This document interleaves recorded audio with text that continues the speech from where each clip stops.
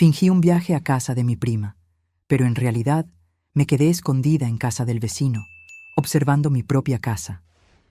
Lo que descubrí la madrugada de aquel jueves me hizo darme cuenta de que a veces las personas que más amamos son las que más nos traicionan. Mi hijo y mi nuera ocultaban algo tan perturbador que, cuando la verdad salió a la luz, mi vida nunca volvió a ser la misma.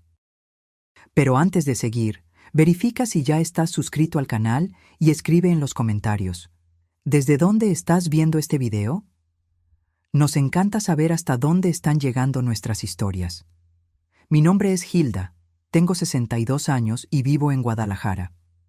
Esta casa donde vivo hace 35 años fue construida ladrillo por ladrillo con el sudor de mi difunto esposo, Antonio. Cada habitación cuenta una historia nuestra. El portal donde tomábamos café de olla los domingos. El patio donde mi hijo Ricardo aprendió a caminar. La cocina donde preparé miles de comidas con amor. Cuando Antonio murió hace 5 años, Ricardo insistió en venir a vivir conmigo con su esposa, Patricia. Creí que era una preocupación genuina, el amor de un hijo que no quiere ver a su madre sola. Qué inocente fui. Los primeros meses parecieron normales.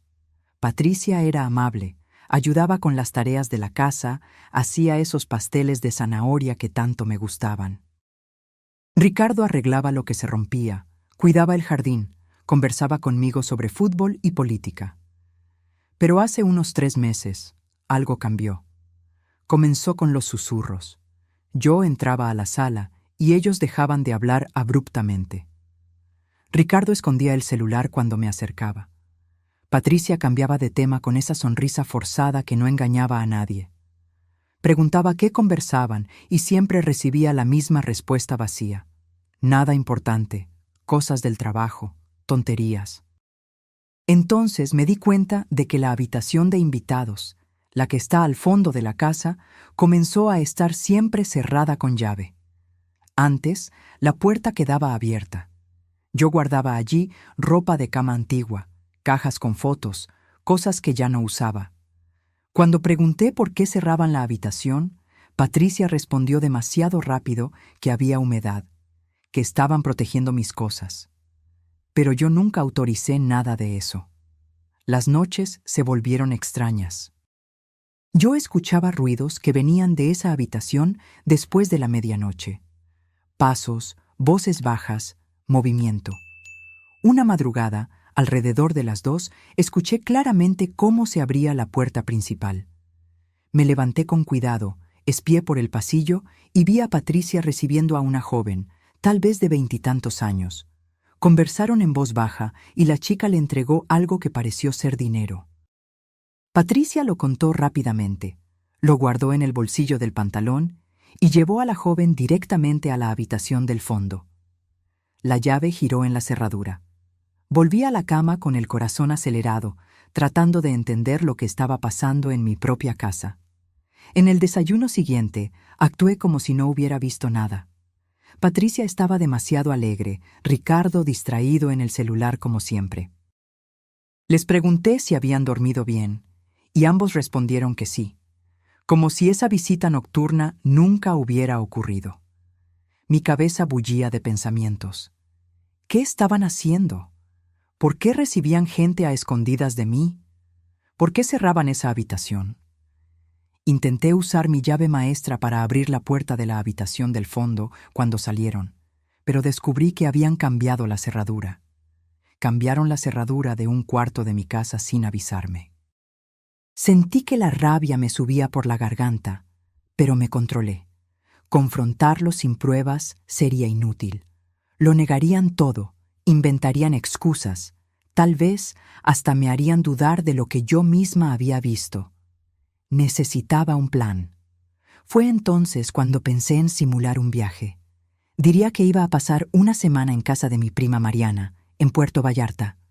Dejaría la casa vacía y observaría de lejos lo que hacían cuando pensaran que yo no estaba cerca. ¿Pero observar desde dónde? Fue cuando pensé en don Gonzalo, mi vecino de la casa de al lado. Él tiene 68 años, es viudo como yo y siempre ha sido un amigo presente. La tarde siguiente, crucé la barda baja que separa nuestras propiedades y toqué a la puerta trasera de su casa. Don Gonzalo estaba regando las plantas cuando me vio. Me di cuenta por su expresión de que algo andaba mal. «Hilda, qué bueno que viniste. Necesito contarte algo». Nos sentamos en su cocina y lo que escuché me dejó helada.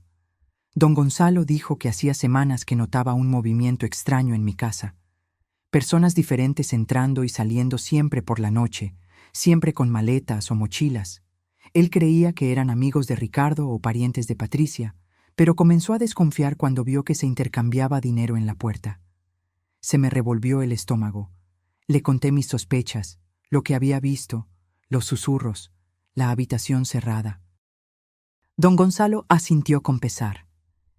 «Creo que tu hijo y tu nuera están usando tu casa para algún negocio, Hilda. No sé exactamente qué, pero no es nada bueno». Fue entonces cuando armé el plan completo. Fingiría el viaje y me quedaría en la habitación de invitados de don Gonzalo. Desde la ventana de arriba, él tenía vista directa a mi casa. Podríamos observarlo todo sin ser vistos. Él aceptó de inmediato, preocupado por mí, ofreciendo ayuda como lo hace un verdadero amigo. Esa misma noche, durante la cena, solté la noticia. «Voy a viajar mañana a Vallarta. Mariana ha estado insistiendo desde hace tiempo y decidí pasar unos días con ella». La reacción fue instantánea. Ricardo levantó los ojos del plato con un brillo extraño. Patricia sonrió de más, demasiado entusiasmada. «¡Qué maravilla, suegra! Le va a hacer bien. Nosotros cuidamos todo aquí». Ricardo estuvo de acuerdo demasiado rápido. «Sí, mamá. Aprovecha, descansa. Aquí todo está bajo control». Aquel alivio mal disimulado en sus rostros lo confirmó todo. Querían que me fuera. Necesitaban que saliera de casa. A la mañana siguiente hice todo el teatro. Arreglé la maleta vieja, puse ropa, productos de baño, todo a la vista de ellos. Llamé a Mariana en voz alta desde la sala para que oyeran. Mi prima estaba al tanto del plan y aceptó participar en la puesta en escena. Ricardo insistió en llevarme hasta el terminal de autobuses. En la terminal me abrazó y me dijo que le llamara cuando llegara. Busqué en sus ojos culpa, remordimiento, cualquier señal de que el niño que crié todavía existía allí. Pero solo vi prisa. Quería verme partir pronto. Entré a la terminal como si fuera a tomar el autobús, pero esperé media hora escondida y salí por otra puerta. Tomé un taxi y le pedí que me dejara 2 cuadras antes de mi calle. Caminé hasta la casa de don Gonzalo por la entrada trasera. Él ya tenía todo preparado. La habitación de invitados con vista a mi casa, binoculares sobre la mesita, silla cómoda junto a la ventana. Ahora solo queda esperar, Hilda. Las primeras horas fueron de una calma engañosa. Patricia salió al mercado por la mañana. Ricardo fue a trabajar como siempre. La casa quedó vacía y silenciosa. Pero cuando llegó la noche, todo cambió. Alrededor de las 7 de la noche, un auto se detuvo frente a mi casa. 2 personas bajaron, un joven y una chica, ambos de unos 25 años. Llevaban mochilas grandes. Patricia abrió la puerta antes de que tocaran el timbre, como si ya los esperara. Hubo una conversación rápida en la puerta. Vi al joven sacar dinero de su cartera y entregárselo a Patricia. Ella contó los billetes con agilidad y los invitó a pasar. Mi corazón se disparó. Acababa de ver a mi nuera recibiendo un pago de desconocidos y dejándolos entrar a mi casa como si fuera un hotel. Don Gonzalo estaba a mi lado, presenciando la misma escena. ¿Estás viendo eso, Hilda? Es exactamente lo que te dije. Están alquilando tu casa. La rabia que sentí fue como un incendio en el pecho. Alquilando cuartos en mi casa, en la casa que construí con mi marido, sin mi conocimiento, sin mi permiso, transformando mi hogar en un negocio clandestino. Quise cruzar la calle en ese momento y confrontarlos frente a esos extraños, pero don Gonzalo me sujetó por el brazo. «Calma, Hilda. Si vas ahora, solo sabrás esto. Pero si esperamos, lo descubrimos todo. ¿Cuánto tiempo llevan haciendo esto? ¿Cuántas personas? ¿Cuánto dinero? Ahí sí podrás actuar con todas las cartas en la mano. Tenía razón. Respiré hondo, tratando de controlar la furia. Me senté de nuevo junto a la ventana, con las manos temblorosas en mi regazo. Durante la hora siguiente, vi luces encenderse en varias habitaciones de mi casa, la sala, la cocina y luego aquella habitación del fondo que mantenían cerrada. Ahora entendía por qué. No había humedad, había huéspedes. Extraños durmiendo en el mismo espacio donde guardé durante años la ropa de mi difunto marido, las fotos de nuestra vida juntos, los recuerdos de 35 años de matrimonio. Las lágrimas comenzaron a correr sin que me diera cuenta. No eran lágrimas de tristeza, eran de traición. ¿Cómo pudo mi propio hijo hacerme esto? ¿Cómo pudo mirarme a los ojos todos los días sabiendo que me estaba utilizando de esa manera? Alrededor de las 9 de la noche, Ricardo llegó del trabajo. Entró a casa normalmente, como si fuera un día más. Media hora después, apareció otra pareja. Más jóvenes aún, parecían estar viajando. Patricia repitió el ritual. Dinero en mano, sonrisa profesional, puerta abriéndose. Conté mentalmente. 4 personas extrañas dentro de mi casa. 4 desconocidos ocupando mi espacio, usando mi agua, mi luz, mi gas. Don Gonzalo hizo un cálculo rápido. Si cada uno paga unos 200 pesos por noche, están sacando 800 pesos solo hoy. En un mes son 24,000 pesos. 24,000 pesos al mes ganados ilegalmente usando tu propiedad, sin pagarme un centavo, sin siquiera tener la decencia de preguntarme si podían hacer esto. La noche avanzó y las luces de mi casa se fueron apagando una por una. Los huéspedes se recogieron. Ricardo y Patricia también se fueron a dormir. Todo volvió al silencio, como si nada malo estuviera pasando. Me quedé despierta toda la noche, incapaz de cerrar los ojos sabiendo que había extraños durmiendo bajo mi techo. A las 6 de la mañana, la puerta principal se abrió. La primera pareja salió con sus mochilas. Un auto los esperaba. Salieron rápido, discretos, como fantasmas que desaparecen con la luz del día. Media hora después, la segunda pareja hizo lo mismo. A las 7:30, todos los huéspedes ya se habían ido.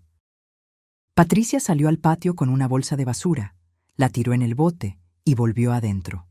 Todo estaba limpio, arreglado, como si la noche anterior nunca hubiera existido. Ricardo salió para el trabajo a las 8, vistiendo un traje, cargando su portafolio, con esa postura de hombre responsable. Pero ahora yo sabía la verdad. Durante el día, observé a Patricia limpiando la casa.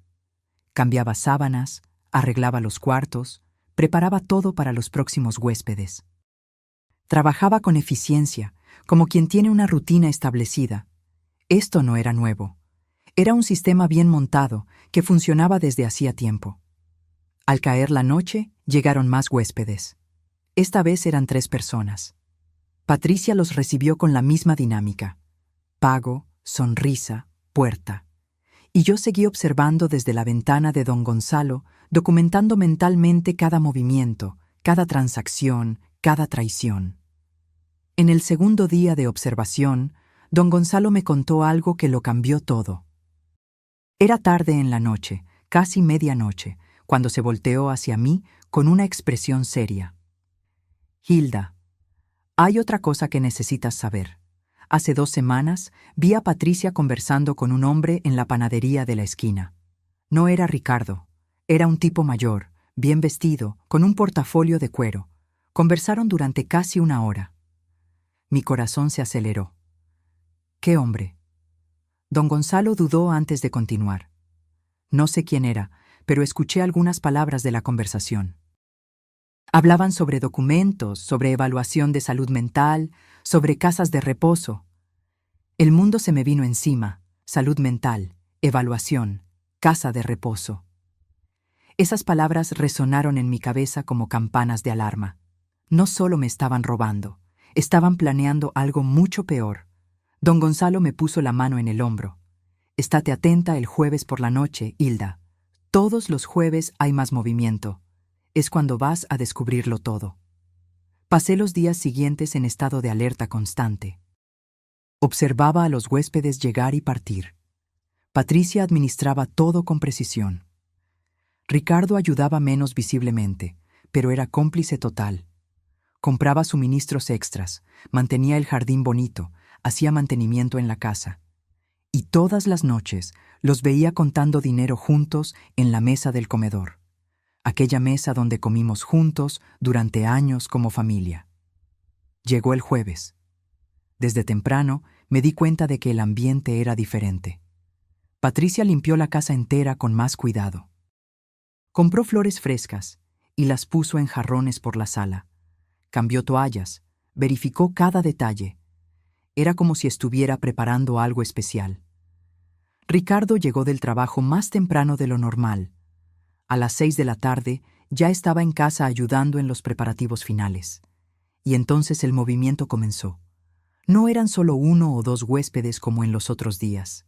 Eran grupos enteros. El primer grupo tenía 5 personas. Después llegaron 3 más. Luego una pareja. Después 2 jóvenes solos. Conté mentalmente mientras mi estómago se encogía. Había 11 personas dentro de mi casa. 11 extraños ocupando cada espacio disponible. La sala de estar se volvió área común. La cocina estaba llena. Los cuartos, todos ocupados.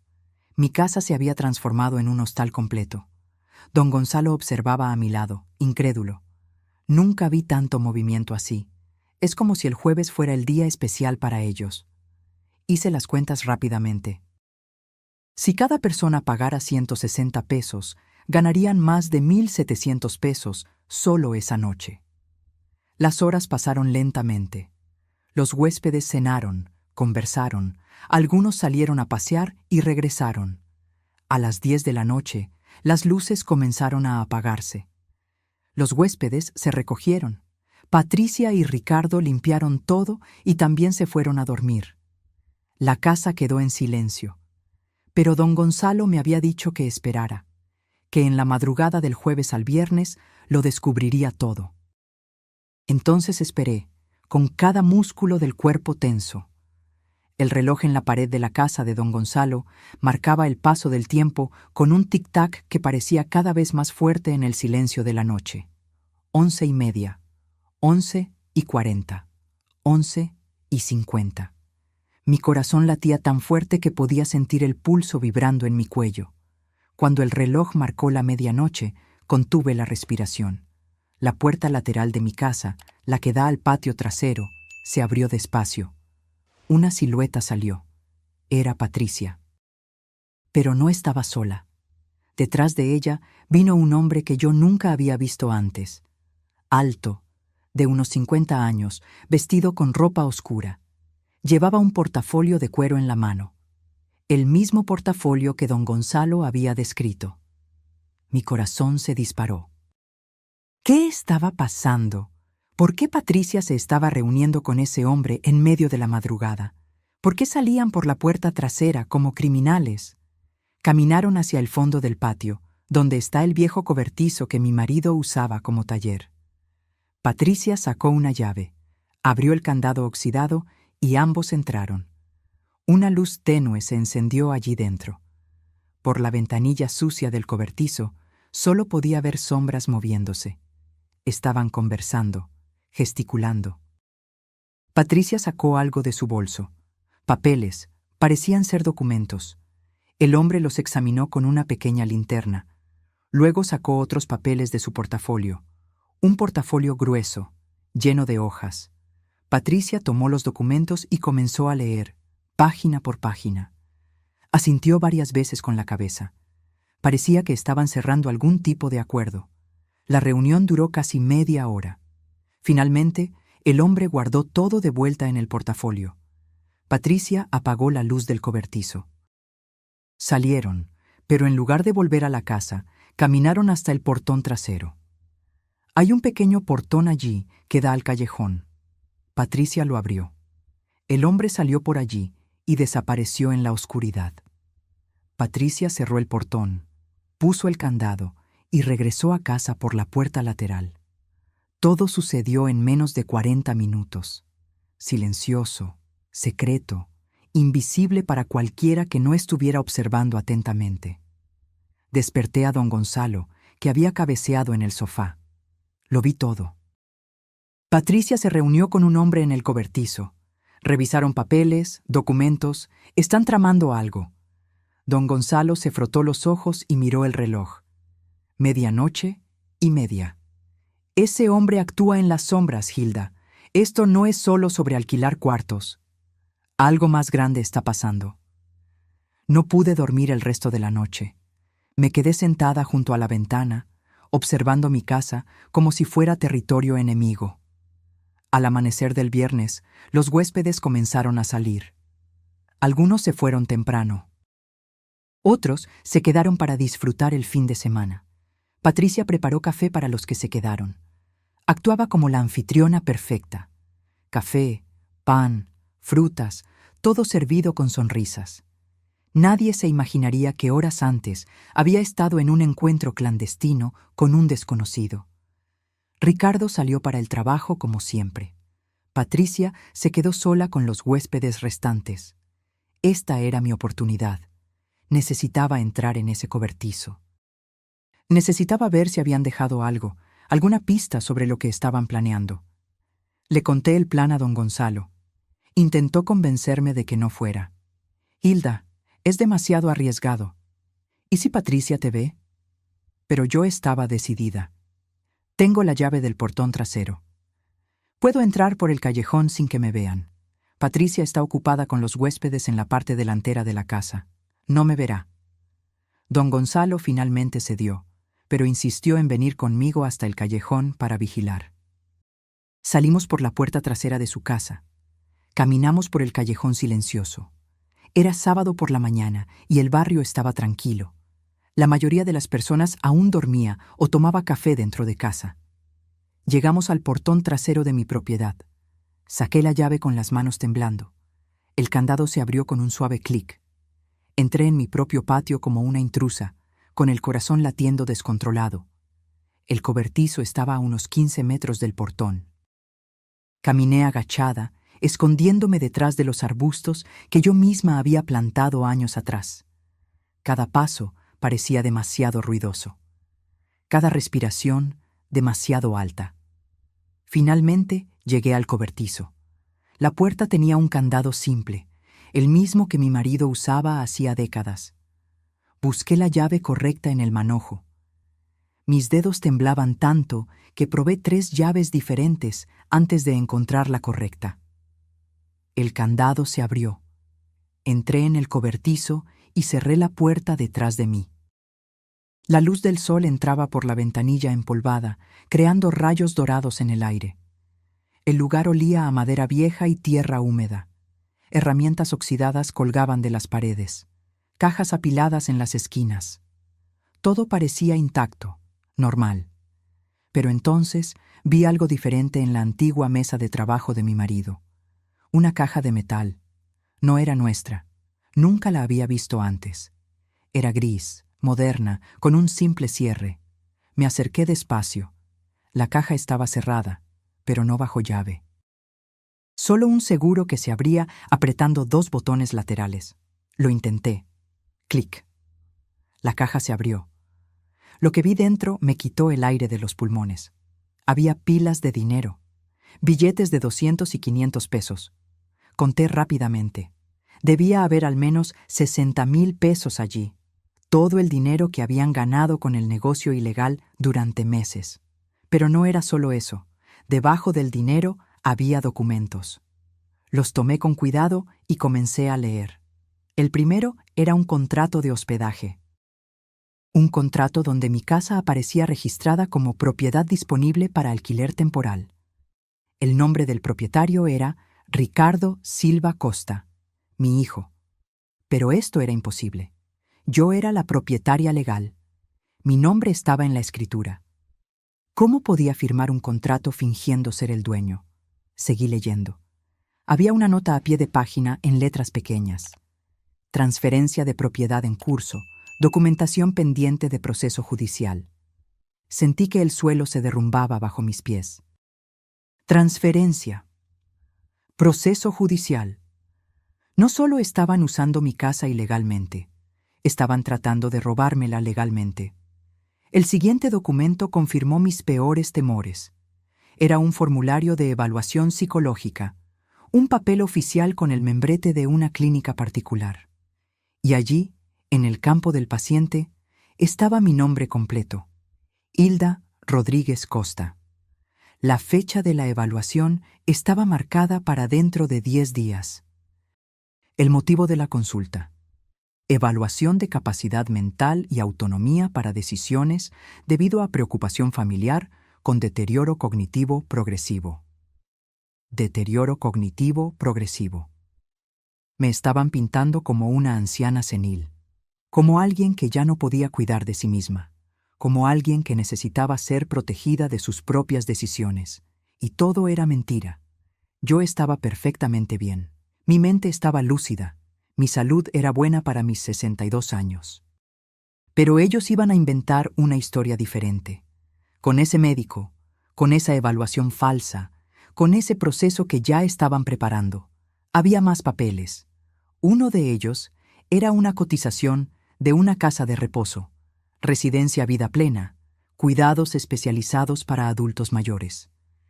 El precio era 16,000 pesos al mes. Tenía marcaciones amarillas en la parte que decía cuartos individuales con monitoreo continuo, programa especial para pacientes con demencia. Estaban buscando una prisión para mí. Un lugar caro y legal donde me encerrarían mientras disfrutaban de mi casa y mi dinero. El último documento fue el más aterrador. Era un poder notarial amplio e irrestricto. Un documento legal que le daría a Ricardo control total sobre todos mis bienes, cuentas bancarias y decisiones médicas. El documento estaba listo, impreso, esperando solo mi firma, y al lado había una nota escrita a mano por Patricia. El doctor. Marco confirmó que puede aplicar un sedante leve durante la consulta. La firma se obtendrá en estado de confusión inducida. Testigos ya coordinados. Costo adicional, 20,000 pesos.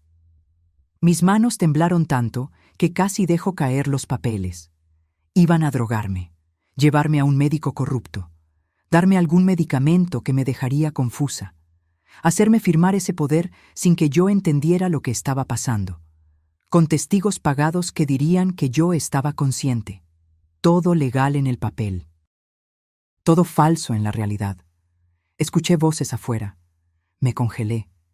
Era Patricia hablando con alguien. Probablemente un huésped. Estaban cerca. Demasiado cerca. Rápidamente saqué mi celular y tomé fotos de todos los documentos. Cada página, cada anotación, cada detalle. Mis manos temblaban, pero logré capturar las pruebas. Puse todo de vuelta en la caja exactamente como lo encontré. Cerré la caja, cerré el cobertizo. Corrí agachada de vuelta al portón trasero. Don Gonzalo me estaba esperando en el callejón con cara de aflicción. Pensé que te habían agarrado. Te quedaste allí casi media hora. No podía hablar. Solo le mostré el celular con las fotos. Don Gonzalo miró la pantalla del celular. Pasó de imagen en imagen, y su rostro se fue poniendo cada vez más pálido. Dios mío, Hilda, esto es un plan criminal completo. No solo te están robando, te están destruyendo por completo. Asentí con la cabeza mientras las lágrimas que ya no podía contener corrían por mi rostro. Necesito llamar a alguien. Necesito hacer algo ahora. No puedo esperar más. Volvimos a la casa de don Gonzalo. Con las manos aún temblando, llamé a Beatriz, mi amiga abogada. Nos conocimos hace 20 años en un grupo de bordado. Ella siempre fue inteligente, estudiosa. Estudió la carrera de Derecho a los 40 años y se especializó en Derecho Familiar y Sucesiones. Si alguien podía ayudarme a entender las implicaciones legales de lo que estaba sucediendo, era ella. Hilda, lo que me estás contando es extremadamente grave, dijo Beatriz por teléfono, con voz cargada de preocupación.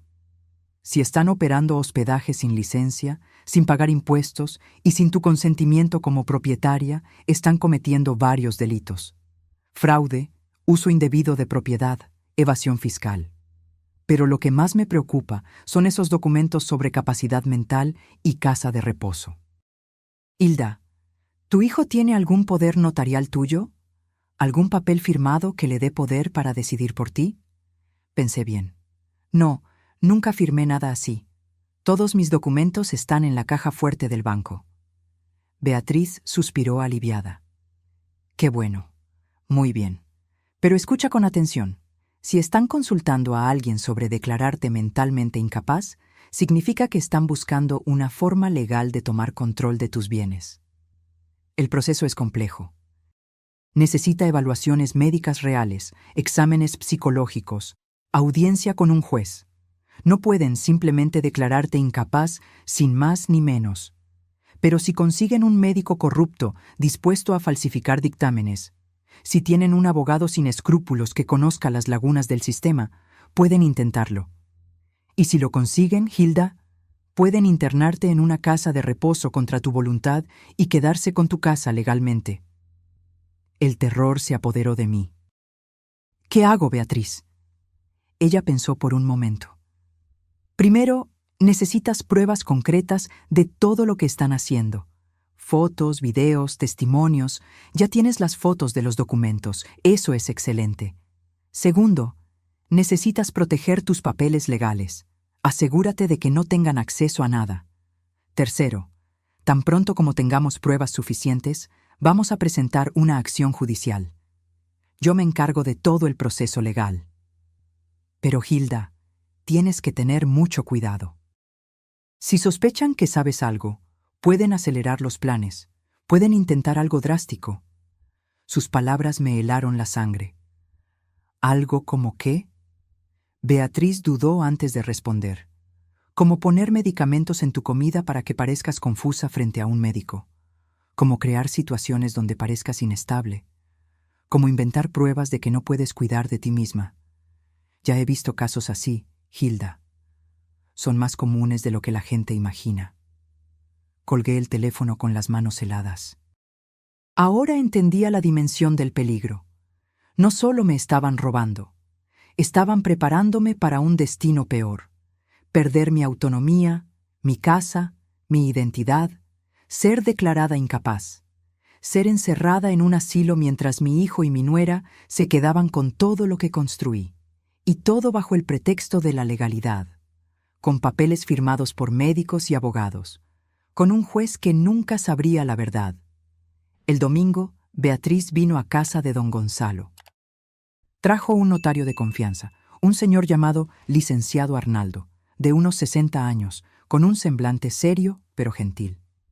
Doña Hilda, lamento mucho por lo que está pasando, dijo él estrechando mi mano. Pero quiero que sepa que vamos a proteger sus bienes completamente. Cuando terminemos hoy, su hijo no podrá tocar ni un cabello de su propiedad sin enfrentar un proceso penal. Durante las siguientes 4 horas, firmé varios documentos. Beatriz explicó cada uno con paciencia. Esta es una revocación de poder. Cancela cualquier poder que pueda existir a nombre de Ricardo, actual o futuro. Este de aquí es una declaración de plena capacidad mental, que será certificada por un psicólogo forense que la evaluará mañana. Este es un nuevo testamento que sustituye cualquier versión anterior, y especifica que Ricardo está excluido como heredero debido a actos fraudulentos, y este último es una solicitud de medida de protección que presentaremos al juez el lunes. Cada firma me hizo sentir más fuerte, más en control. Ya no era la víctima asustada espiando desde la ventana. Ahora era una mujer tomando acciones legales contra aquellos que intentaron destruirme. ¿Y la trampa?, pregunté cuando terminamos. Beatriz sonrió. No era una sonrisa alegre. Era la sonrisa de alguien preparando el jaque mate. La trampa implica que vuelvas a casa, Hilda. Mi corazón se disparó. ¿Volver a casa? ¿Ahora? Beatriz negó con la cabeza. No hoy. Mañana por la noche. Lunes. Volverás como si nada hubiera pasado. como si realmente hubieras pasado toda la semana viajando. Llegarás cansada, feliz de estar en casa, sin la menor sospecha de lo que descubriste. Y durante los próximos días actuarás con total normalidad. Mientras tanto, estaremos trabajando tras bambalinas. Licenciado Arnaldo se inclinó hacia adelante. También contactaremos a la inspección municipal. Un inspector hará una visita sorpresa a tu casa. Si encuentra hospedaje ilegal, puede clausurar el establecimiento en el momento y aplicar multas severas. Pero hay más, continuó Beatriz. Estoy investigando a ese doctor Marco mencionado en las notas. Tiene un historial problemático. Ya fue investigado 2 veces por el Consejo de Medicina por prácticas antiéticas. Con tu denuncia y las pruebas fotográficas, podemos abrir una investigación formal contra él también. Si descubren que estaba dispuesto a drogar pacientes para conseguir firmas fraudulentas, pierde su registro y responde penalmente. La magnitud del plan comenzó a tomar forma en mi cabeza. No era solo detener a Ricardo y Patricia, era desmantelar toda la red que habían construido. El médico corrupto, los testigos falsos, el negocio de hospedaje ilegal. Todo. ¿Cuánto tiempo llevará esto?, pregunté. Beatriz miró al licenciado Arnaldo antes de responder. El inspector puede ir esta misma semana, probablemente el jueves o el viernes. La investigación del médico tomará más tiempo, pero con tu denuncia formal el lunes, el proceso comienza de inmediato. Y en cuanto a Ricardo y Patricia, hizo una pausa dramática. El enfrentamiento final ocurre cuando menos lo esperen, cuando crean que todo está saliendo conforme a su plan. Pasé el resto del domingo en casa de don Gonzalo, ensayando mentalmente cómo actuaría al volver. Necesitaba ser convincente. No podía demostrar rabia, sospecha o miedo. Tenía que ser la madre confiada volviendo feliz de casa de su prima. La suegra ingenua que no sabe nada. Era irónico. Ellos habían estado actuando frente a mí durante meses. Ahora era mi turno de actuar frente a ellos. La noche del lunes, con una maleta en la mano y el corazón acelerado, caminé hacia mi casa. Don Gonzalo me llevó en coche hasta la esquina, pero caminé el resto del camino para parecer que había llegado en taxi. Toqué el timbre. Escuché pasos apresurados dentro. La puerta se abrió. Ricardo estaba allí, con expresión de sorpresa. «Mamá, no te esperábamos hasta mañana». Sonreí con el cariño que una madre guarda para su hijo, aunque mi corazón estuviera roto por dentro. Decidí volver un día antes. Extrañaba mi casa. Patricia apareció detrás de Ricardo. Su sonrisa era perfecta, demasiado perfecta. «Bienvenida de vuelta, suegra. ¿Cómo estuvo el viaje?» Entré a casa con la sensación de estar entrando en territorio enemigo. Todo parecía normal, limpio, arreglado. Ningún vestigio de los huéspedes que ocuparon esos espacios solo 2 días antes. Patricia había hecho un trabajo impecable borrando las evidencias. El viaje fue genial. Mentí con sorprendente facilidad. Mariana me consintió mucho, pero sabes cómo es. No hay lugar como nuestra propia casa. Llevaron mi maleta a la habitación, prepararon té. Se sentaron conmigo en la sala haciendo preguntas sobre el viaje inventado. Respondí con historias que había preparado, restaurantes que mi prima y yo supuestamente visitamos, paseos que hicimos, conversaciones que tuvimos. Ricardo y Patricia escuchaban, asentían, sonreían. Pero yo veía algo en sus ojos. Alivio. Alivio por haber vuelto sin sospechas. Alivio porque el secreto seguía intacto. «La casa está muy bonita», comenté mirando alrededor. «La cuidaron perfectamente». «Claro», dijo Patricia demasiado rápido. «Limpiamos todo, regamos el jardín, todo como pediste». Di un sorbo al té y añadí casualmente: «Hasta el olor es diferente. Parece de producto de limpieza nuevo». Vi un breve destello de pánico en los ojos de Patricia. «Ah, sí. Hicimos una limpieza profunda.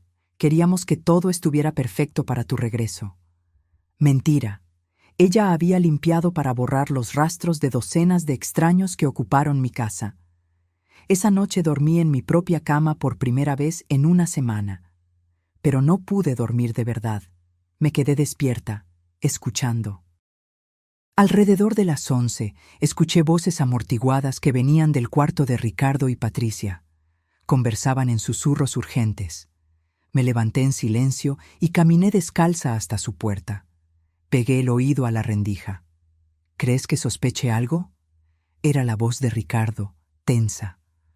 No, no sospecha nada, respondió Patricia confiada. Es la misma de siempre, ingenua, confiada. El plan continúa. ¿Y el doctor Marco? Preguntó Ricardo. Ya está todo arreglado, confirmó Patricia. La consulta es el próximo viernes. Pondremos el sedante en su comida en el desayuno. Diremos que la llevamos a un chequeo de rutina. Cuando se dé cuenta de lo que firmó, ya será demasiado tarde. El poder notarial estará registrado y tendremos control total. Hubo un silencio. Entonces Ricardo habló con una voz que apenas reconocí como la de mi hijo. ¿Y después? Después, respondió Patricia fríamente. Después la internamos. Ya tenemos el lugar. La residencia Vida Plena acepta pacientes con deterioro cognitivo. La visitamos una vez al mes para mantener las apariencias. Y mientras tanto, esta casa será completamente nuestra. Completamente nuestra. Esas palabras me perforaron como cuchillos. Volví a mi cuarto en silencio, con lágrimas corriendo por mi rostro. Pero no eran lágrimas de derrota. Eran lágrimas de rabia pura y determinación de acero. Habían sellado su destino. Acababa de escuchar la confesión completa. Y aunque no la había grabado, ahora sabía cada detalle del plan, incluyendo la fecha exacta. El viernes de la semana siguiente. Tenía menos de una semana para ejecutar la trampa perfecta. La mañana del martes, actué como si nada hubiera pasado. Hice café, preparé el desayuno, conversé con Ricardo y Patricia sobre banalidades. Ellos también estaban actuando. Éramos todos actores en esta obra macabra.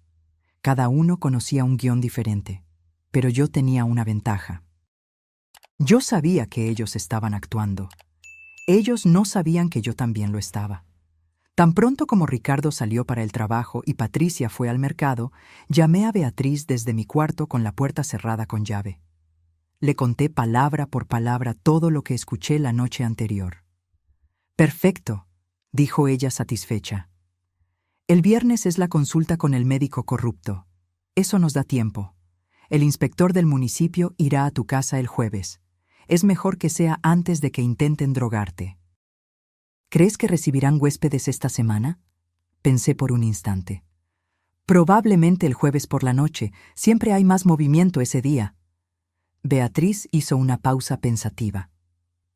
«Entonces, vamos a coordinar la visita del inspector para el jueves por la noche, cuando la casa esté llena de pruebas vivas».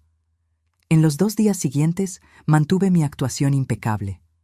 Actué como la madre dulce y confiada. Le pregunté a Patricia si necesitaba ayuda con algo. Le ofrecí a Ricardo sus galletas favoritas que hice especialmente. Parecían relajados, convencidos de que el plan seguía intacto. El miércoles por la noche, Patricia incluso me mostró un folleto.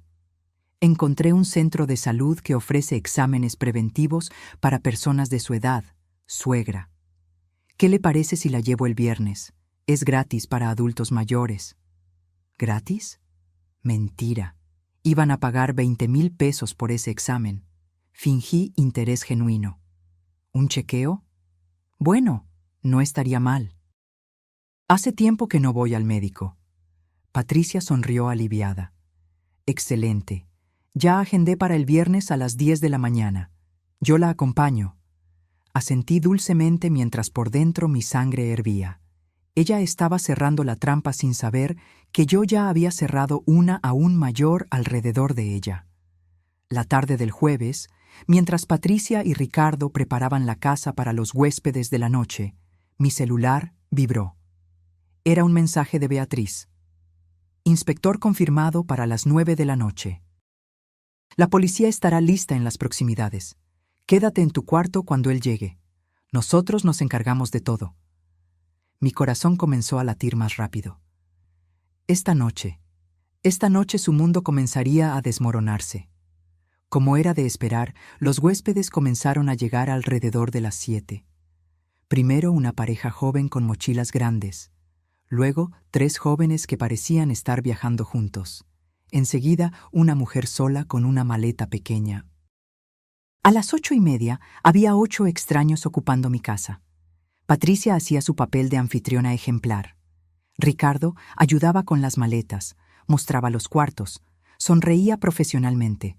Yo estaba en mi cuarto, supuestamente leyendo, pero en realidad estaba esperando, mirando el reloj. Cada minuto parecía una hora. 8:40, 8:50, 5 para las 9.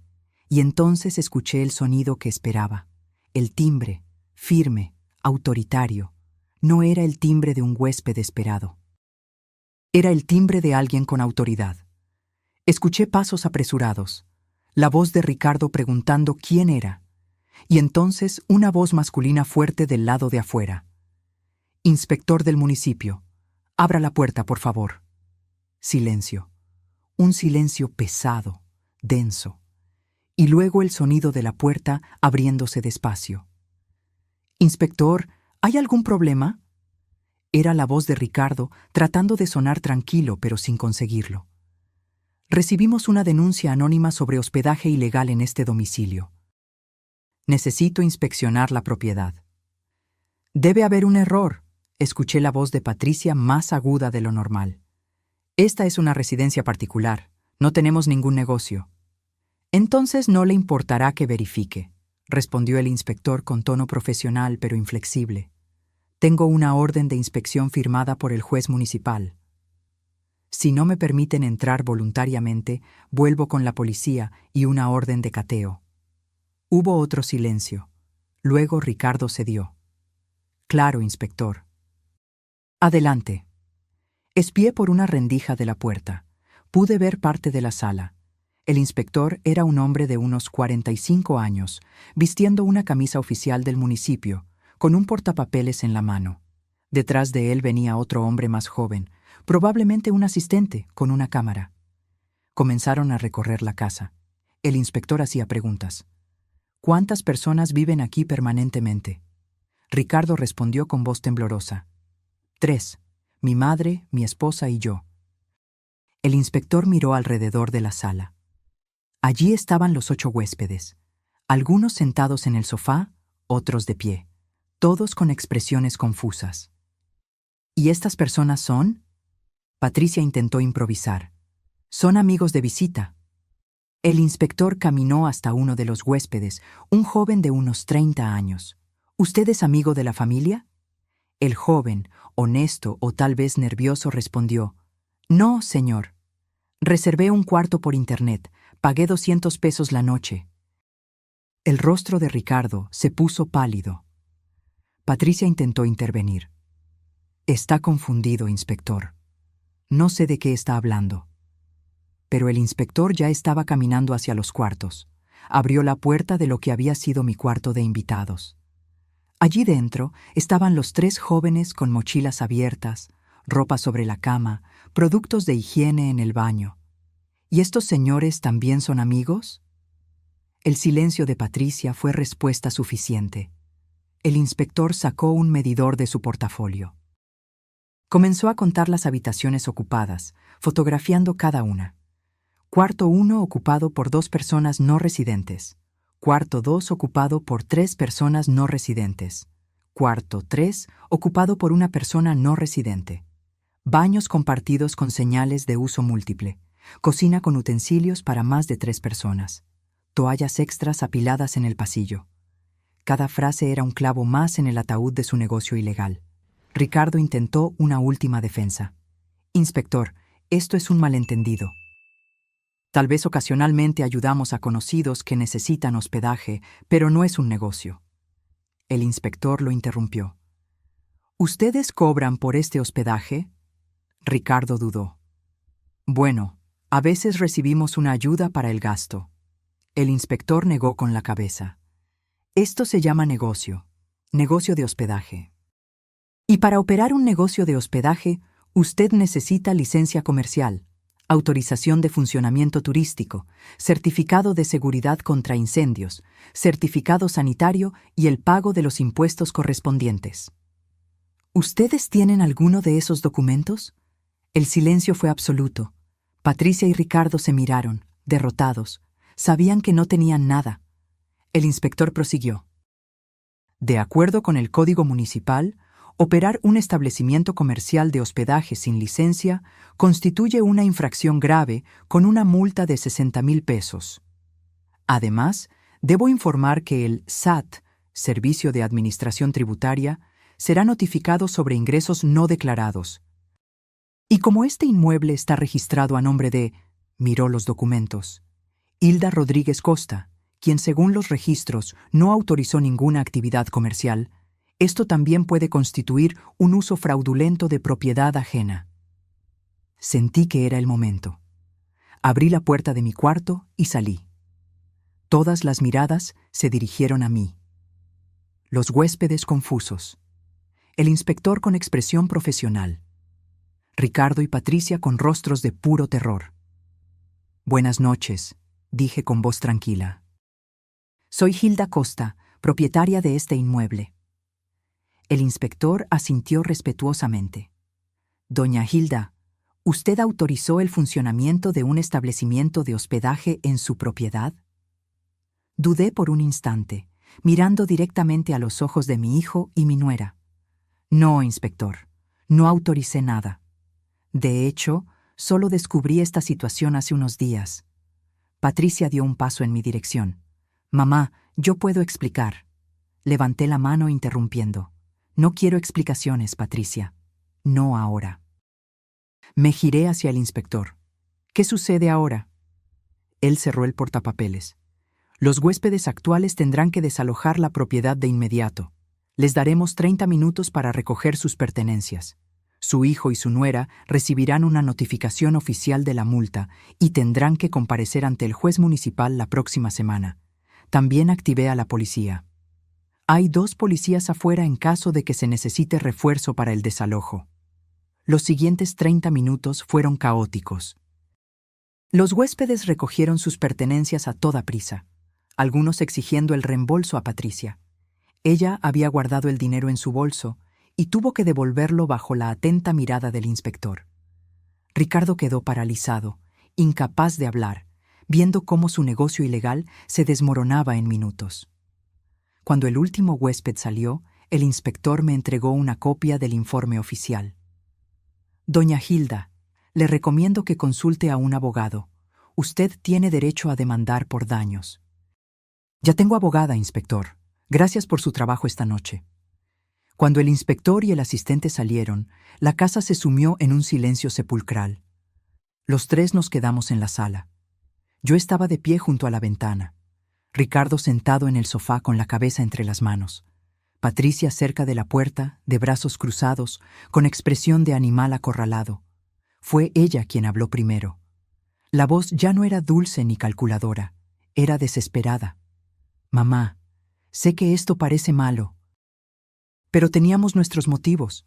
Las cuentas de la casa son altas. Tenemos deudas. Me giré hacia ella despacio. ¿Motivos? ¿Deudas? ¿Y eso justificaba transformar mi casa en un negocio ilegal sin mi consentimiento? Patricia dio un paso en mi dirección. Íbamos a contarte eventualmente. Solo queríamos juntar dinero primero, para tener algo de dinero antes de... ¿Antes de qué? Interrumpí con voz cortante. Antes de drogarme y hacerme firmar un poder notarial fraudulento. El silencio que siguió fue ensordecedor. Patricia palideció. Ricardo levantó la cabeza abruptamente, con los ojos muy abiertos por la conmoción. ¿Cómo? Ricardo comenzó a decir, pero la voz le falló. ¿Cómo lo sé? Completé la pregunta por él. Porque nunca estuve viajando, Ricardo. Estaba aquí, observando, descubriendo cada detalle de su plan vil y calculado. Caminé hasta el centro de la sala, mirándolos a los 2 con una intensidad que los hizo retroceder. Sé sobre el esquema de hospedaje ilegal. Sé sobre el dinero escondido en el cobertizo. Sé sobre el doctor Marco. Sé sobre la consulta del viernes donde planeaban sedarme. Sé sobre el poder notarial que querían hacerme firmar, y sé sobre la residencia vida plena donde planeaban internarme. Patricia negó con la cabeza frenéticamente. No, no, no es lo que usted piensa. Sí, hablamos con el médico, pero era solo por precaución, porque estábamos preocupados por su salud. Dejen de mentir, grité y mi voz resonó por las paredes de mi propia casa. Encontré los documentos, Patricia. Vi con mis propios ojos. Leí las notas escritas de su puño y letra. Sedante leve durante consulta. La firma se obtendrá en estado de confusión inducida. Esas fueron sus palabras exactas. El rostro de Patricia perdió todo color. Sus labios temblaron, pero no salió ningún sonido. Me giré hacia mi hijo. ¿Y tú, Ricardo? ¿Tú, a quien crié? ¿A quien amé? ¿A quien le di todo lo que tu padre y yo podíamos dar? ¿Cómo pudiste? Ricardo tenía lágrimas corriendo por su rostro. Mamá, la situación financiera era desesperante. Teníamos 160,000 pesos en deudas. El banco iba a quitarnos nuestro antiguo apartamento. Patricia dijo que si conseguíamos dinero rápido... ¿Y su solución fue traicionarme? Interrumpí. La solución fue robar mi casa, mi libertad, mi dignidad. No fue robo, explotó Patricia con voz aguda. Esta casa es enorme. Usted vive aquí sola. Solo estábamos aprovechando el espacio disponible, y en cuanto al poder notarial, era para protegerla. Usted está envejeciendo. Necesita que alguien tome decisiones por usted. Tengo 62 años, dije con voz helada. No 80, no 90, 62. Mi mente está perfectamente lúcida. Mi salud es buena. No necesito que nadie tome decisiones por mí. Lo que ustedes estaban planeando no era protección, era secuestro legalizado. Ricardo se levantó, tambaleándose. Mamá, por favor, podemos resolver esto. Vamos a devolver todo el dinero. Podemos irnos de casa si quieres, pero por favor no nos denuncies. Si vas a la policía, podemos ir a la cárcel. Lo miré a los ojos. Aquellos ojos que un día me miraron con amor puro de niño, y sentí que mi corazón se rompía en pedazos. ¿Y qué querías que hiciera, Ricardo? ¿Que te dejara drogarme? ¿Que te dejara encerrarme en un asilo mientras disfrutabas de mi propiedad? No iba a llegar a tanto, murmuró Ricardo. Patricia solo estaba explorando opciones, pero yo jamás habría... Escuché su conversación anoche. Interrumpí de nuevo. Te escuché planeando exactamente eso. Te escuché diciendo que me visitarías una vez al mes para mantener las apariencias.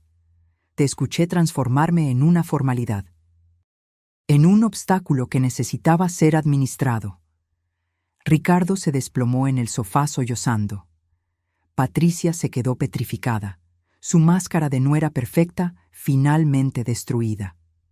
Respiré hondo, tratando de mantener la compostura. Mañana es viernes. Ustedes habían planeado llevarme con el doctor Marco a las 10 de la mañana. Obviamente eso no va a suceder. Lo que va a suceder es lo siguiente. Van a empacar sus cosas y salir de mi casa. Tienen hasta mañana al mediodía. Patricia reaccionó de inmediato. ¿Echarnos? ¿A dónde vamos a ir? Debieron haber pensado en eso antes de traicionarme, respondí sin emoción. Tienen familia, tienen amigos, arréglenselas. Mamá, por favor, imploró Ricardo. No podemos irnos así. No tenemos dinero para la fianza de un alquiler. No tenemos nada. Tienen 60,000 pesos en la caja del cobertizo, señalé. El dinero que ganaron ilegalmente con mi propiedad. Pueden usarlo para la fianza. Aunque probablemente tendrán que guardarlo para pagar la multa municipal y los honorarios del abogado. Patricia se giró hacia mí con ojos brillantes. Ya no había dulzura en su voz, solo veneno. ¿Sabe una cosa? Está bien, vamos a salir de su preciosa casa. Pero no piense que esto termina aquí. Vamos a contratar un abogado. Vamos a impugnar la multa. Vamos a presentar una demanda por desalojo indebido. Sonreí sin humor. Adelante, Patricia. Contrate un abogado. Pero le advierto que mi abogada es muy buena y tiene pruebas fotográficas de todos los documentos fraudulentos, de todos los planes criminales, de todos los detalles de su operación ilegal. Tiene fotos del dinero escondido, de los contratos falsos, de las notas sobre drogarme. ¿De verdad quiere ir a juicio con eso? El rostro de Patricia se descompuso. Finalmente, entendió que estaba completamente derrotada, que yo había jugado mejor.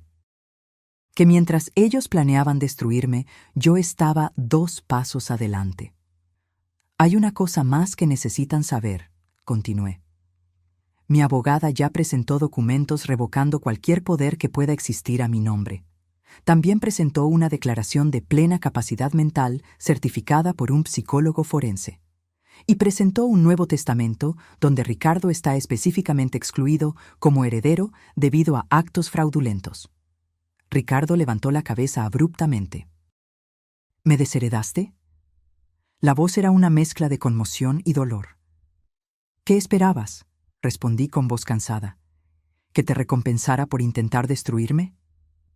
El resto de la noche fue tenso y silencioso. Ricardo y Patricia se encerraron en su cuarto. Yo me quedé sentada en la sala, exhausta pero aliviada.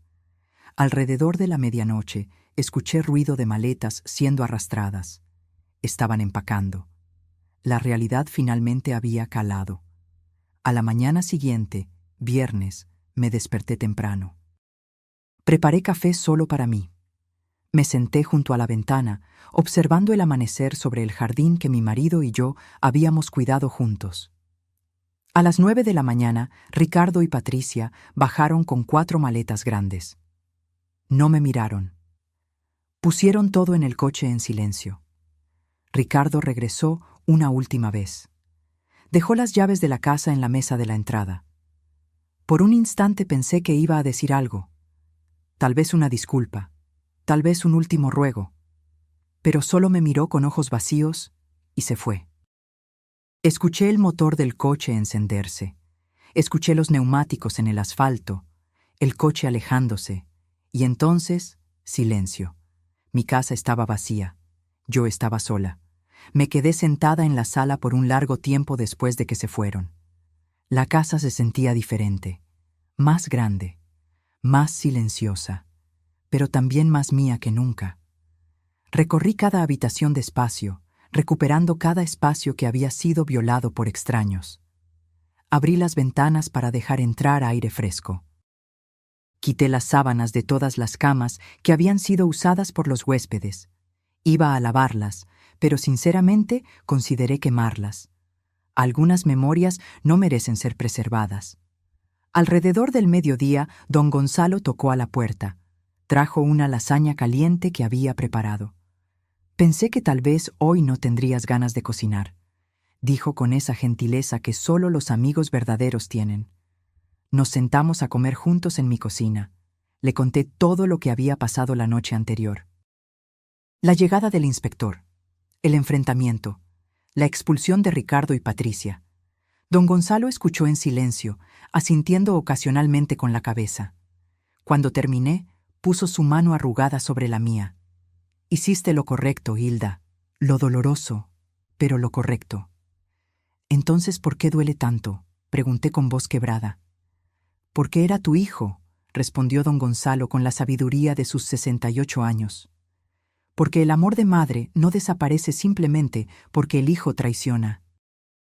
Duele justamente porque amaste. Si no amaras, no dolería. Él tenía razón. Esa noche lloré. Lloré por el hijo que creí tener y que tal vez nunca existió de verdad. Lloré por la familia que pensé haber construido. Lloré por la traición, por la avaricia que corrompió mi propia sangre.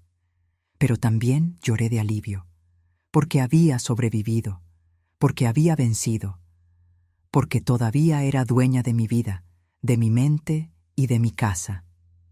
El lunes siguiente, Beatriz me llamó con noticias.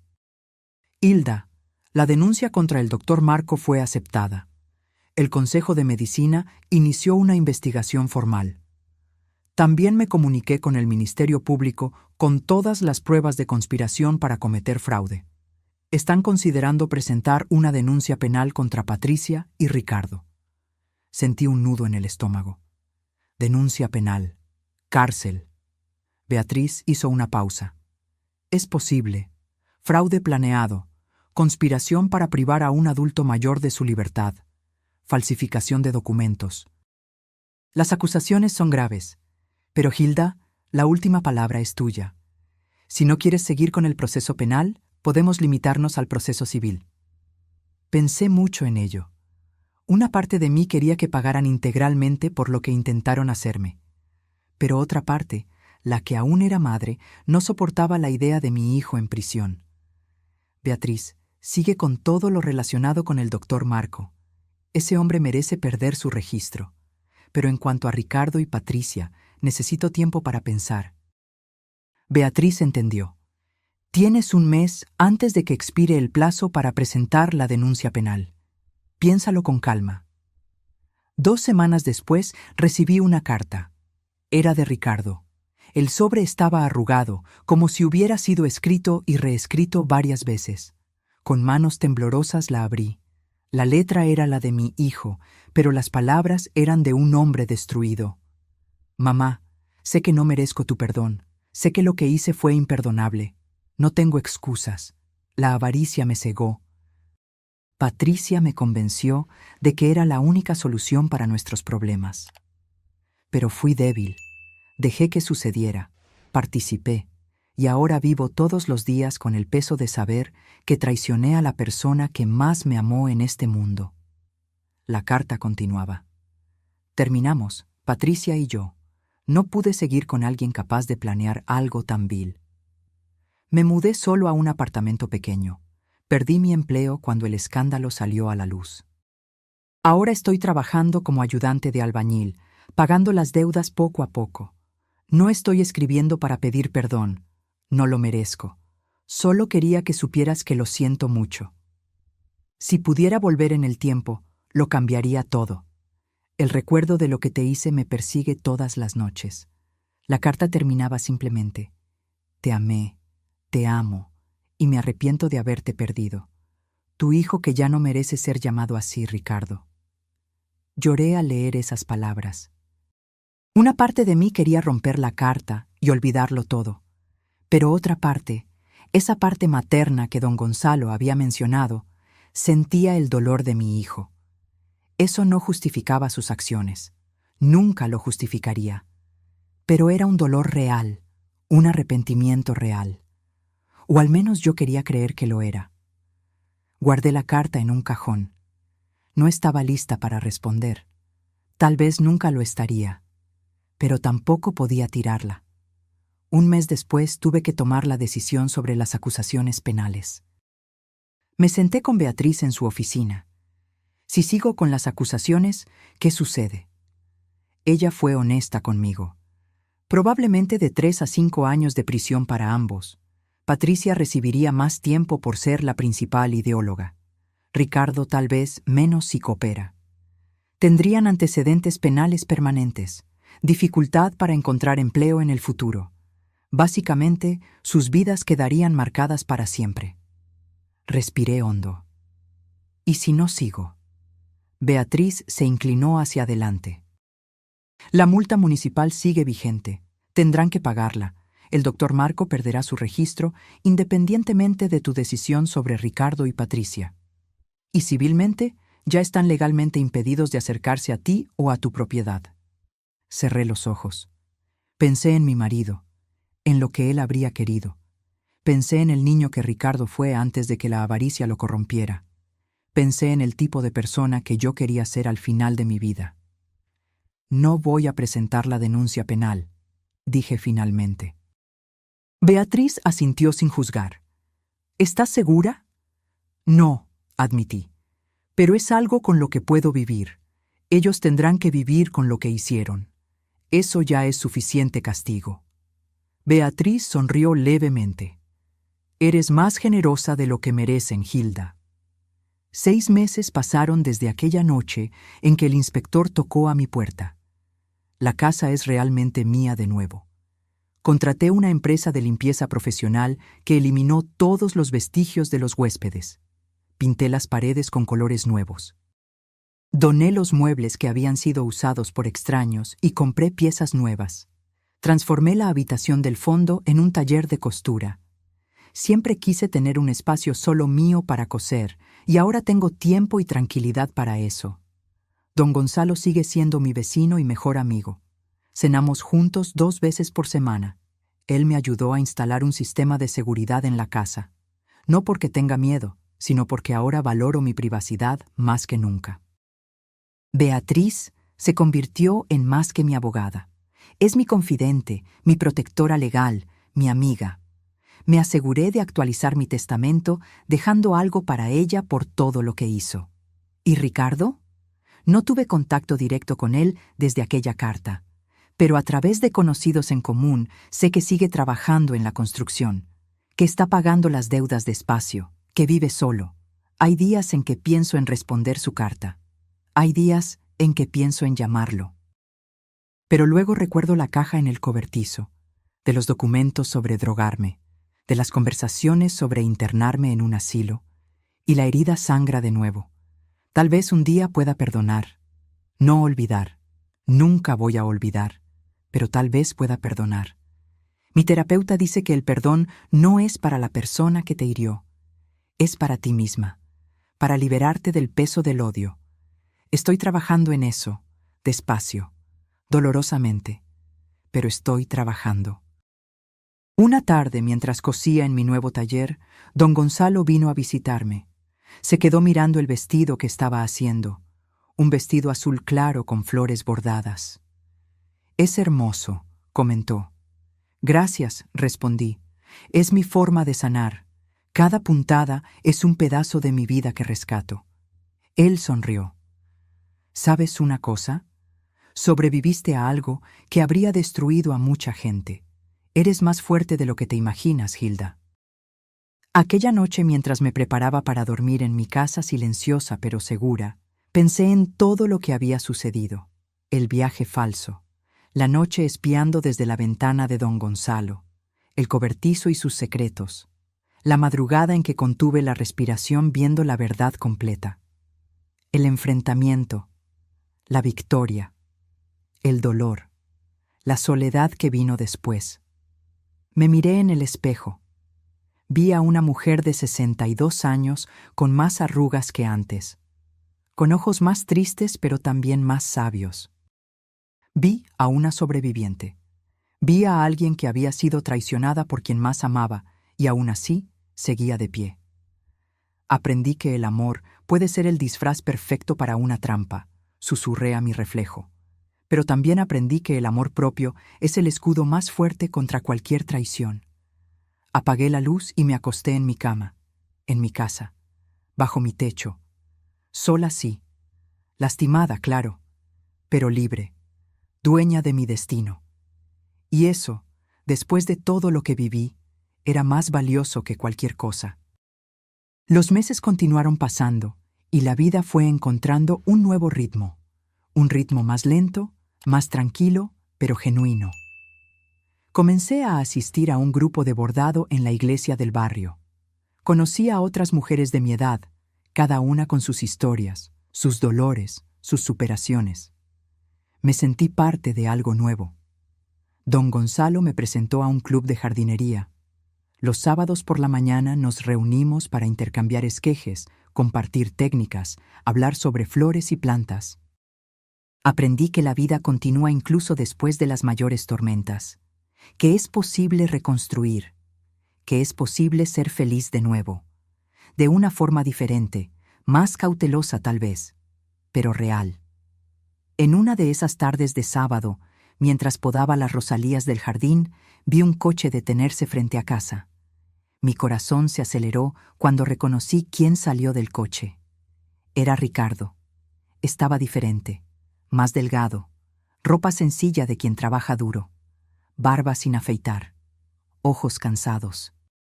Nos quedamos mirando por un largo momento, él desde el portón, yo desde el medio del jardín con las tijeras de podar aún en la mano. «Hola, mamá», dijo él con voz baja, casi un susurro. «Hola, Ricardo», respondí. Mi voz salió más firme de lo que esperaba. Él miró al suelo. «Sé que no tengo derecho a estar aquí, sé que no quieres verme, Pero hoy se cumple un año desde que todo sucedió, y necesitaba venir, necesitaba verte, aunque sea solo de lejos. Un año.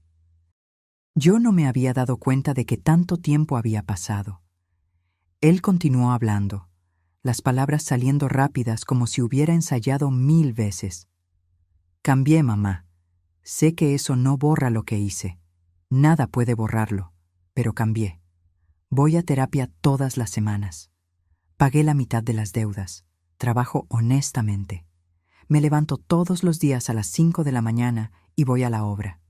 Y todos los días cargo con el peso de saber que traicioné a la persona que más me amó en este mundo. Lágrimas comenzaron a correr por su rostro. No vine a pedir perdón porque sé que no lo merezco. No vine a pedir volver porque sé que no puedo. Solo vine a decir que lo siento y que tenías razón en todo, en echarme, en desheredarme, en mostrarme que las acciones tienen consecuencias. Me quedé parada, sosteniendo las tijeras, sintiendo mi propio corazón oprimirse. Una parte de mí quería correr hacia él, abrazarlo como hacía cuando era niño y se lastimaba. Pero otra parte, la parte que todavía sangraba, me mantuvo en mi lugar. Ricardo se limpió las lágrimas con el dorso de la mano. Me voy ahora. Solo quería que supieras que estoy tratando de ser una mejor persona, que todos los días lucho para ser alguien de quien pudieras estar orgullosa, aún sabiendo que ese día tal vez nunca llegue. Se dio la vuelta para irse, y entonces, sin pensarlo mucho, mi voz salió. Ricardo. Él se detuvo, se dio la vuelta. Di 2 pasos hacia el portón. ¿De verdad estás yendo a terapia?, pregunté. Todas las semanas, respondió él rápido. Todos los jueves a las 7 de la noche. Me ha ayudado a entender muchas cosas, a ver cómo fui manipulado, pero también cómo me dejé manipular, cómo la avaricia me cegó, cómo casi destruyo a la persona más importante de mi vida. Asentí despacio. ¿Y las deudas? Ya pagué 88,000 pesos de los 160,000. Trabajo mucho, hago horas extras siempre que puedo. Duermo poco, pero no me importa. Es lo mínimo que puedo hacer para arreglar el desastre que hice. Nos quedamos en silencio por un momento. El viento agitaba las hojas de los árboles a nuestro alrededor. No estoy lista para perdonarte, Ricardo, dije finalmente, la voz temblorosa pero firme. Lo que tú y Patricia planearon hacerme fue demasiado cruel, demasiado calculado. Lo sé, mamá. Lo sé. Y tal vez nunca esté lista, continué. Tal vez esta herida nunca cicatrice completamente. Él asintió con la cabeza, más lágrimas corriendo. Lo entiendo. Pero, respiré hondo, pero tal vez con tiempo, mucho tiempo, podamos encontrar una manera de reconstruir algo. No como era antes, eso nunca más será posible, pero tal vez algo nuevo, algo diferente. Sus ojos se iluminaron con una pequeña chispa de esperanza. ¿Lo dices en serio? No lo sé, admití honestamente. Solo sé que eres mi hijo. Y por más que me hayas lastimado, por más que hayas roto mi confianza, todavía hay una parte de mí que quiere creer que las personas pueden cambiar, que pueden redimirse. Ricardo sollozó. Pasaré el resto de mi vida tratando de demostrar que merezco esa oportunidad, mamá. Juro que lo haré. No me hagas promesas, Ricardo, dije cansada. Muéstrame con acciones, con tiempo, con consistencia. Muestra que realmente cambiaste. Y tal vez, solo tal vez, un día podamos sentarnos a la misma mesa de nuevo. Él asintió vigorosamente. Lo haré, lo mostraré, todos los días. ¿Puedo llamarte a veces? ¿Solo para saber cómo estás? Dudé. Luego asentí despacio. Una vez al mes. No más que eso. Estoy reconstruyendo mi vida, Ricardo. Necesito espacio. Necesito tiempo para sanar. Una vez al mes está perfecto, dijo él con voz llena de gratitud. Gracias, mamá. Gracias por no cerrar la puerta por completo. Volvió al coche. Antes de entrar se giró una vez más. Te amo, mamá. Siempre te amé. incluso cuando estaba haciendo esas cosas horribles. Sé que eso no justifica nada, pero es la verdad. No respondí. Solo observé cómo entraba al coche y se iba. Cuando el coche desapareció en la esquina, mis piernas flaquearon. Me senté en una banca del jardín y lloré. Lloré todo lo que había contenido durante esa conversación. Don Gonzalo apareció unos minutos después. Había visto todo desde su ventana, pero había respetado mi privacidad. Se sentó a mi lado en silencio. «Hiciste bien», dijo él finalmente. «No cerraste la puerta, pero tampoco la abriste por completo. Dejaste una rendija, y así es como funciona la sanación. Poco a poco, con cautela». «¿Tienes razón?», pregunté. «No lo sé, Hilda», respondió honestamente. «Solo el tiempo lo dirá, pero hiciste lo correcto al darle la oportunidad de mostrarlo. Y hiciste lo correcto al dejar claro que las palabras no bastan, que necesitas ver un cambio real». En los días siguientes pensé mucho en ese encuentro, sobre las palabras de Ricardo, sobre la posibilidad de que un día pudiéramos reconstruir algún tipo de relación. No sería como antes. La confianza rota nunca se reconstruye igual. Siempre queda una grieta. Pero tal vez podría transformarse en algo nuevo, algo construido no en la ingenuidad, sino en la conciencia, en la claridad de los límites. En el respeto mutuo ganado con esfuerzo, Beatriz me dijo que hice bien en no cerrar todas las puertas, que el perdón es un proceso, no un evento, que puede llevar años, o puede que nunca suceda completamente, y que está bien, que yo tenía derecho a sanar a mi propio ritmo. Hoy, mientras escribo esta historia sentada en mi taller de costura, rodeada de telas de colores e hilos, miro por la ventana hacia mi jardín. Las rosalías que podé aquel sábado están floreciendo hermosas. Rojas, amarillas, rosadas, símbolos de renovación, de cosas que parecían muertas, pero que vuelven a la vida con cuidado y tiempo. Aprendí tantas lecciones en estos últimos meses. Aprendí que la confianza es frágil y preciosa, que debemos protegerla, especialmente de las personas más cercanas, porque son ellas quienes pueden causar las peores heridas. Aprendí que la intuición no miente, que cuando algo se siente mal, probablemente está mal. Que debemos confiar en nuestros instintos incluso cuando todos dicen que estamos exagerando. Aprendí que los documentos legales son importantes, que los poderes notariales y los testamentos deben guardarse con cuidado, que nunca es demasiado pronto para proteger nuestro patrimonio y nuestra autonomía.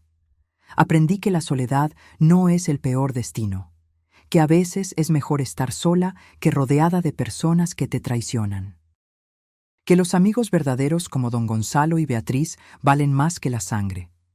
Aprendí que el perdón es para quien perdona, no para quien es perdonado.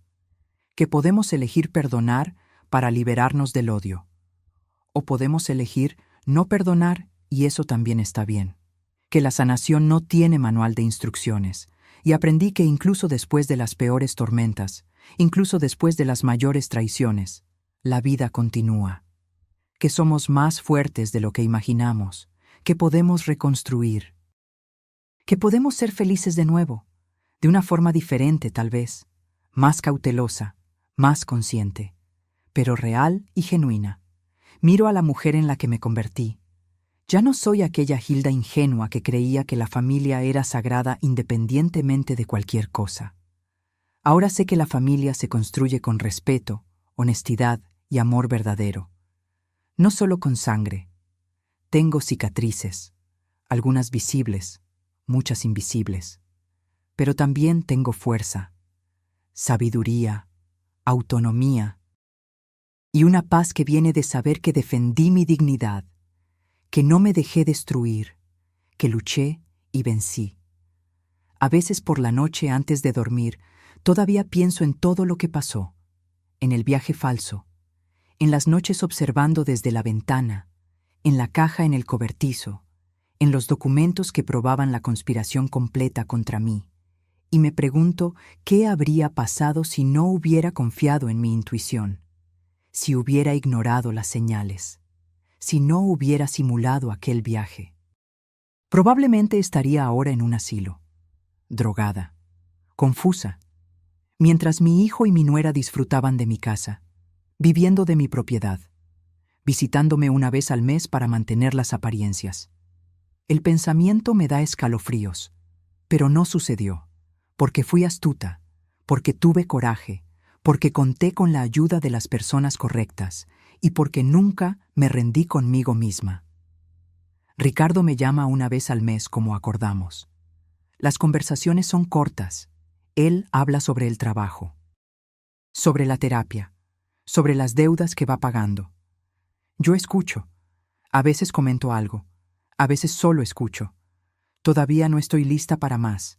Tal vez nunca lo esté. O tal vez dentro de algunos años podamos tomar un café juntos, conversar de verdad, reconstruir algo pequeño pero real. No sé, el futuro lo dirá. Por ahora vivo un día a la vez. Coso, jardineo, tomo café de olla con don Gonzalo, voy al grupo de bordado, cuido mi casa, duermo en paz sabiendo que cada centímetro de este lugar es mío, que nadie puede sacarme de aquí, que construí muros legales lo suficientemente fuertes para protegerme. Y de vez en cuando miro las rosalías del jardín y pienso que soy como ellas. Fui podada brutalmente por la traición. Sangré, casi muero. Pero con tiempo, cuidado y mucho amor propio, estoy floreciendo de nuevo. Diferente tal vez. Más cautelosa con certeza, pero viva, fuerte y mía, completamente mía. Ahora, si te gustó esta historia, haz clic en suscribirte y dime en los comentarios, ¿qué parte te dejó con la boca abierta? Y no olvides hacerte miembro para tener acceso a videos exclusivos que no publico aquí. Te espero allí.